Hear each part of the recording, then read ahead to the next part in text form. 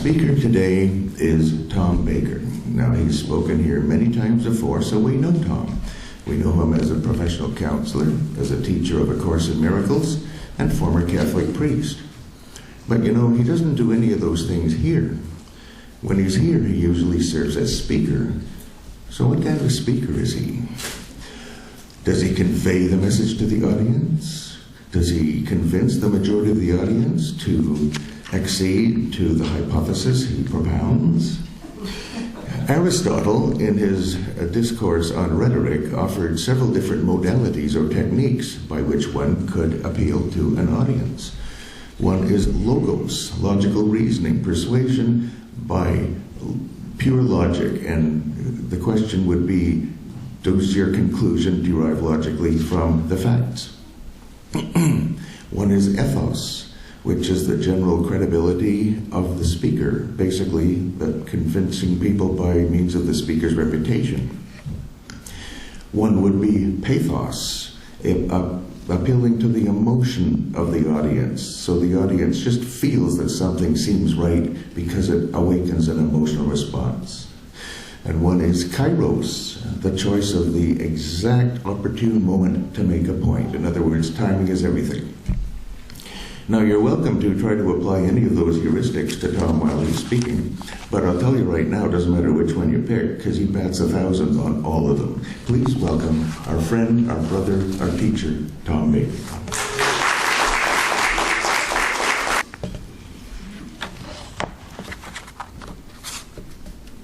That's really interesting.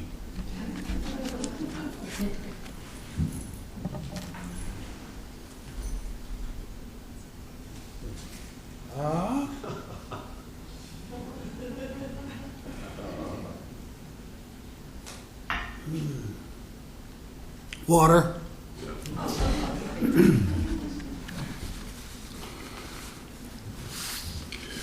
Well, let me say, I grew up in a small family. There were just 4 of us. My parents and my sister and I. And when we ate dinner, we would eat off of one another's plates. It felt like sharing and gave us a feeling of harmony. Sometimes the whole family would eat one apple. Dad would take a bite and pass it to my mother. She'd pass it to my sister, and then I'd get it and finish it off. Dad called it the Big Apple. I took it for granted that all families shared their food like this. That is, until I got married. Kathy and I were eating one night when I casually took a bite off of her plate. She immediately stabbed the table with her fork just an inch from my hand. Kathy is from a family of 8, so food was viewed as a possession of one's own to be protected by others that might pilfer it. So she needed to defend her meal, that's what it boiled down to. And as I carefully drew my hand away, I said, "It's all right, sweetheart, I come in peace." I was new at marriage, and I had a lot to learn. I especially had a lot to learn because of my philosophy of life. While I would not have put it this way, what I believed about life was that the world was here to make me happy. The world was created to bring happiness to Tom Baker. When I was in the seminary, I dreamed of the perfect parish, the parish for Tom. It was a white church in a wooded area with well-adjusted parishioners whose children were well-behaved and whose problems could be solved with a little fatherly advice and a quick prayer. It did not occur to me that people's lives were full of hurt and anger and especially guilt which had been supplied by the Catholic Church itself. My parishioners were not fairy tale figures, but were real people. And people are unpredictable. Extremely. They're capable of heroism and unbelievable compassion, especially towards their children.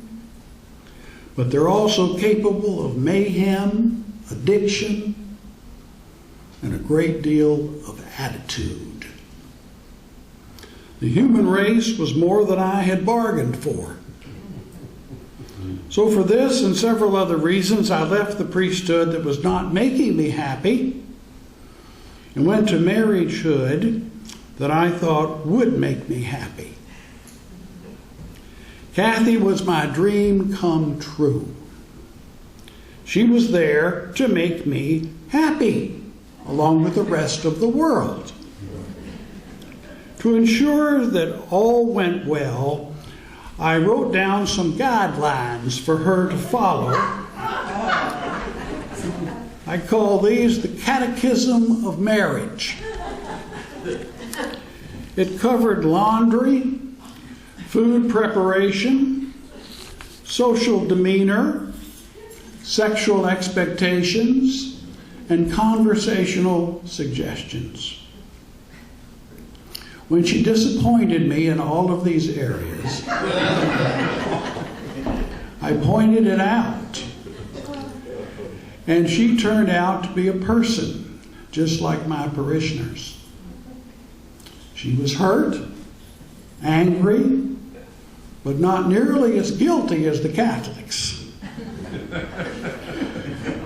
When I threatened to replace her with a more agreeable model, she reminded me that she was a person, not an automobile, that I had claimed to love her more than anything in the world.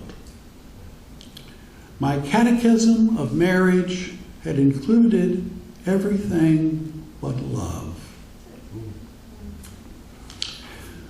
So what's the deal, Romeo? Romeo had to face a hard truth. The world was not created to make me happy. The happiness thing was not working out, and the world was not complying with my wishes. And it never would. So I went to a psychic, and I asked her what the world was for. If the world is not here to make me happy, then what is the world for?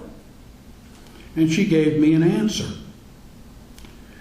She said that the world was here to challenge me to love over and over again.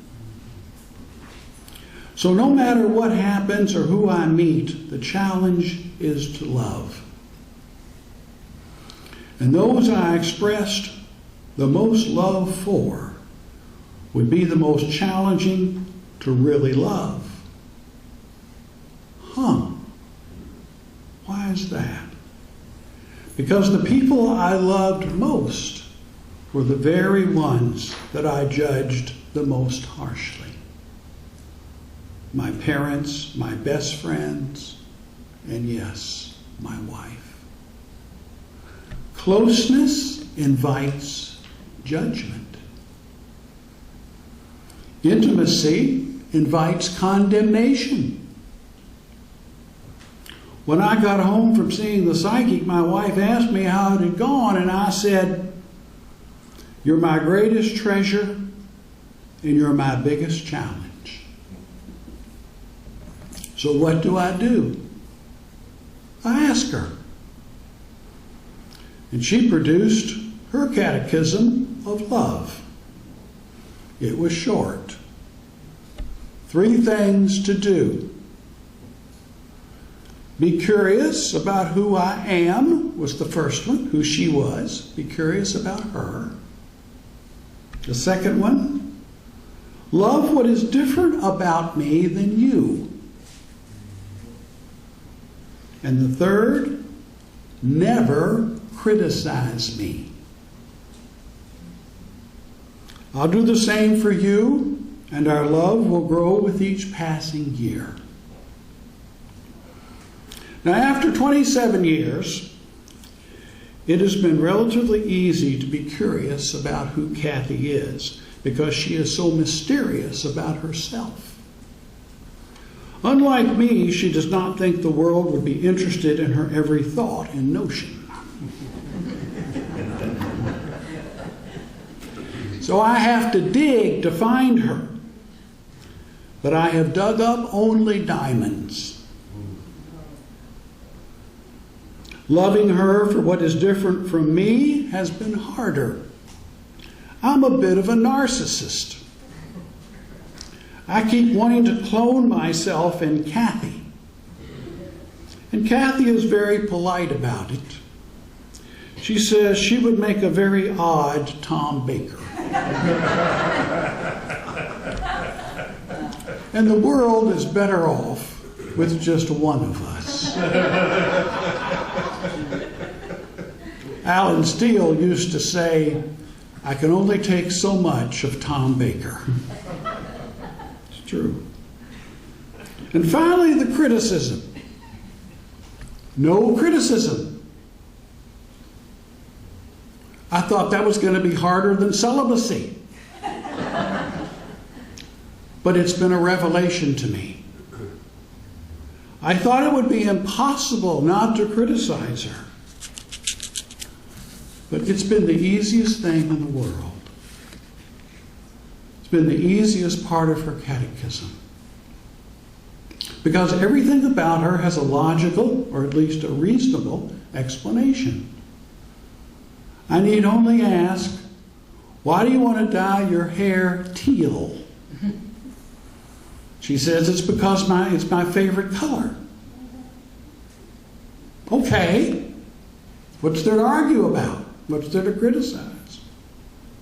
Also, criticizing somebody is an attempt to reduce them to a caricature of themselves.